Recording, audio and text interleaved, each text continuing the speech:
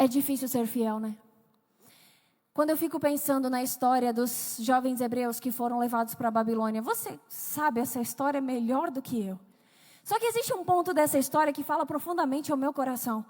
Eles eram adolescentes, Sadraque, Mesaque, Abednego e Daniel. Eles eram adolescentes e eles simplesmente foram tirados da sua terra, tirados do seu lugar, tirados da sua igreja, da sua escola, das suas amizades. E foram levados a um lugar completamente desconhecido, doido, com ideologias completamente deturpadas. Levados para onde? Para Babilônia. Foram levados para lá. E eles eram muitas vezes obrigados a fazer tudo o que eles diziam que tinha que ser feito. Não, vocês precisam ser assim, agora vocês não são mais de Jerusalém, vocês não são mais cristãos, agora vocês são aqui da Babilônia. Vocês precisam comer o que a gente come, fazer o que a gente faz, vestir o que a gente veste e ter os pensamentos que a gente tem. E naquele momento, quando Nabucodonosor ergueu aquela estátua gigantesca, onde muita gente, tinha prefeitos, tinha governadores, tinha líderes, tinha gente de um monte de lugar diferente. Quando tocou aquela orquestra toda, e aí eles disseram, quando a orquestra terminar de tocar, todo mundo vai fazer o quê? Se ajoelhar.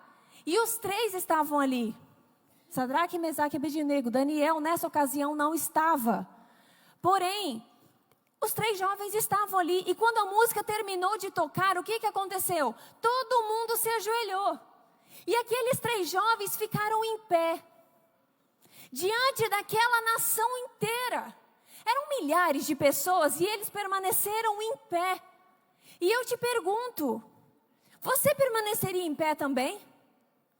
Ou quem sabe você diria no seu pensamento, Senhor, o Senhor sabe do decreto, que se a gente ficar em pé, a gente vai ser jogado numa fornalha de fogo. A minha situação já está difícil, porque eu estou aqui na Babilônia, estou longe de casa e nunca mais vou voltar para casa. Então assim, Senhor, o Senhor sabe que a minha situação é um pouco delicada. Eu vou fazer o seguinte, eu vou me ajoelhar, mas o meu coração é teu. O Senhor perdoa, né? O Senhor sabe da intenção do coração. Afinal, o Senhor não vê a aparência, o Senhor vê o coração. Talvez você pensaria dessa forma? Não, Senhor, eu não vou me ajoelhar totalmente, então eu só vou dar uma ajoelhadinha bem discreta, assim, para ninguém perceber, mas o meu coração é teu e eu já vou me ajoelhando dizendo perdão. Será que você faria isso? Ou você continuaria em pé, diante de uma nação inteira, que a partir daquele momento viraram os olhos tudo para vocês? Pá! Como assim? Esses três não vão se ajoelhar? Eles eram tão importantes que o rei então chamou esses três e falou assim, vocês não vão se ajoelhar mesmo? Pois bem, fiquem tranquilos então, eu vou pedir para toda a minha orquestra tocar de novo. E vou dar mais uma oportunidade para vocês se ajoelharem. Se não, fiquem tranquilos, vocês vão para a fornalha. E um deles, simplesmente parafraseando, chegou e disse assim, rei, com licença, a gente não vai se ajoelhar. Não precisa gastar a energia da galera ali da orquestra de novo. Não, é muito barulho. Deixa o povo descansar. A questão é que a gente não vai se ajoelhar. Pode fazer o que quiser. A gente não se importa. Nós não iremos nos prostrar diante dessa estátua. Porque o nosso Deus não é o Senhor e nunca vai ser. O nosso Deus é o Senhor dos exércitos. Se Ele quiser nos livrar do fogo que o Senhor mandou aquecer, está tudo certo. E se Ele não quiser nos livrar, a gente está pouco se importando. Você faria isso também? Nabucodonosor ficou tão furioso que disse, então tá, aqueçam 7 vezes mais a fornalha. Uau! Nossa! E aí aqueles homens, soldados que pegaram os jovens e jogavam na fornalha, o que aconteceu com aqueles homens? Eles morreram queimados. E os jovens que estavam na fornalha estavam fazendo o que lá dentro? Brisando, felizes, andando lá dentro do foguinho. Nada aconteceu com eles, nem cheiro de fumaça. Por quê? Um quarto homem apareceu lá dentro. E quem é que era esse quarto homem? Jesus Cristo estava lá com eles. E o que eu aprendo com isso? A fidelidade compensa. Mesmo que você perca amigos, mesmo que você perca relacionamentos, mesmo que você perca dinheiro, mesmo que você perca oportunidades, mesmo que você perca tudo, mesmo que você seja jogado numa fornalha de fogo, Jesus promete estar ali com você.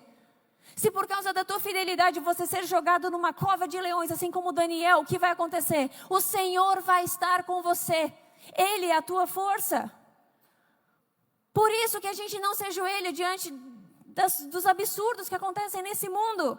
E por que eles não se ajoelharam, Alana? Era tão simples, não precisava disso tudo.